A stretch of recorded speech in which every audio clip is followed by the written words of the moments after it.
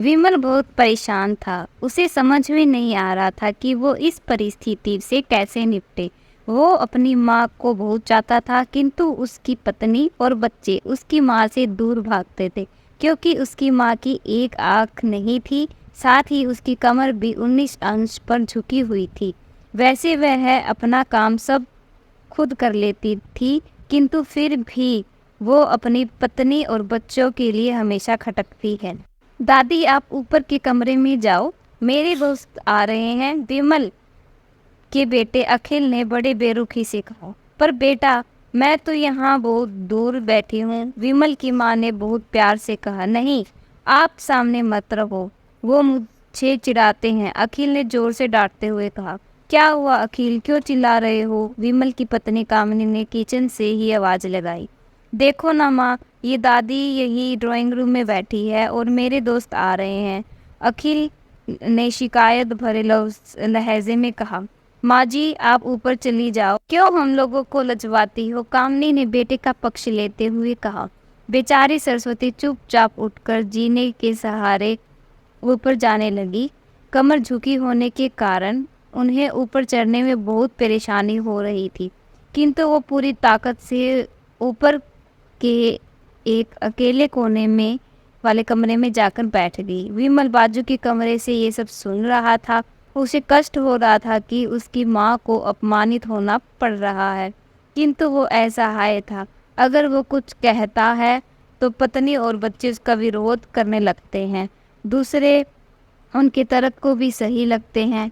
चूँकि वो एक प्रशासनिक अधिकारी था, उसका सामाजिक स्तर बहुत ऊंचा था, उसकी ससुराल भी एक उच्च घराने में थी, अतः वह चुपचाप इसी तरह हर दिन अपनी माँ को अपमानित होते देखता रहता था।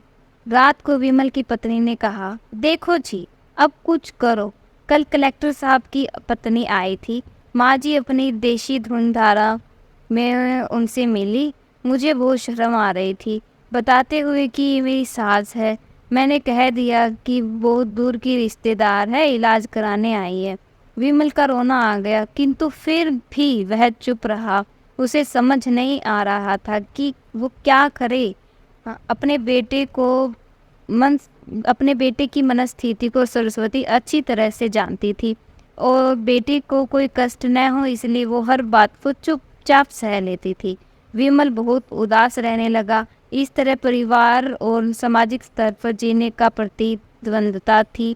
और दूसरी ओर माँ, आखिर माँ से अपने बेटे की यह हालत नहीं देखी गई। एक दिन उसने अपने बेटे से कहा, विमल, बहुत दिन हो गए हैं, मैं अपने गांव जाना चाहती हूँ, मुझे वहाँ पहुँचा दो, मेरा यहाँ मन नहीं लग रहा। किंतु माँ, वहाँ तो कोई नहीं है, तुम्हारी देखभाल कौन करेगा?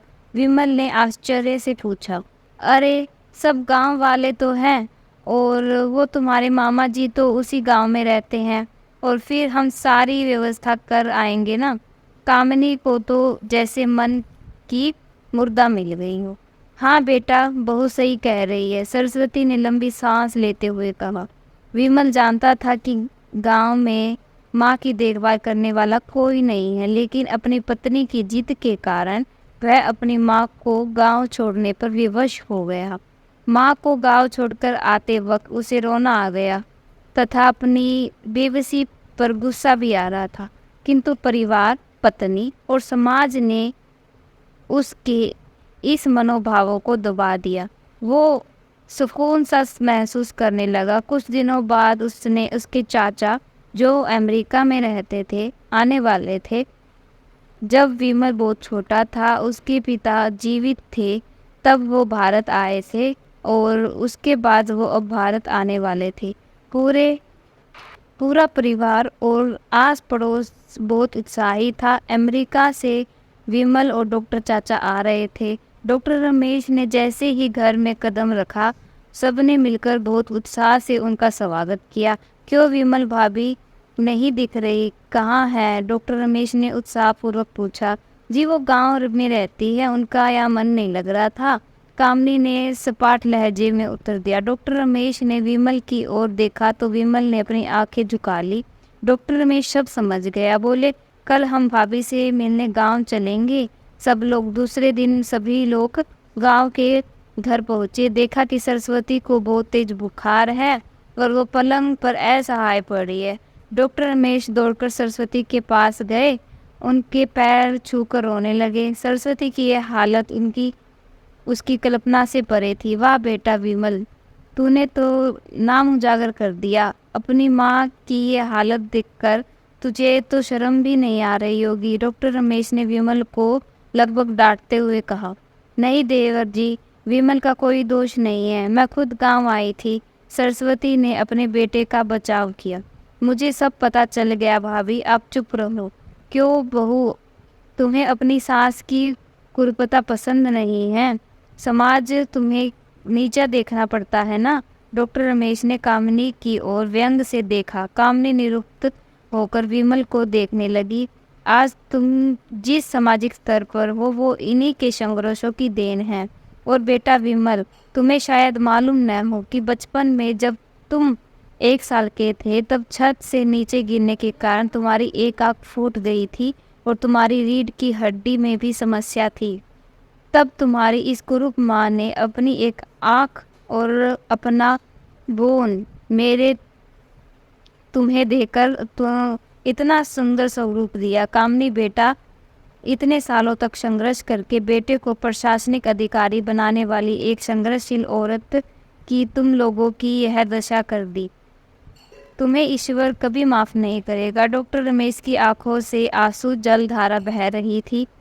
अब भाभी, आप मेरे साथ अमेरिका जाएंगी, यहाँ इन स्वार्थी लोगों के बीच नहीं रहेंगी। डॉक्टर रमेश ने सरलता से कहा। विमल को तो काटो तो खून नहीं था। डॉक्टर रमेश जो उसके चाचा थे, उन्होंने जो राज बताया उसके बाद तो विमल को यही लग रहा था कि उससे ज़्यादा पापी इंसान इस दुनिया में कोई और है ही नहीं। वह दौड़ता गया और माँ सरस्वती के कदमों से लिपट गया। माँ, मेरा अपराध अक्षम्य है। मैं जानबूझकर चुप्पी साधे रहा, आपका अपमान करवाता रहा। अब सिर्फ आप ही उस घर में मेरे साथ रहोगी और कोई नहीं। विमल ने अग्रण्य दृष्टि से अपनी पत्नी की और बच्चों की ओर देखा। कामनी को भी बहुत पश्चाताप हो रहा था, किंतु उसकी हिम्मत हो ही नहीं रही थी कि वो सरस्वती से आंख मिलाए। सरस्वती ने कामनी की मनस्थिति को समझकर उसको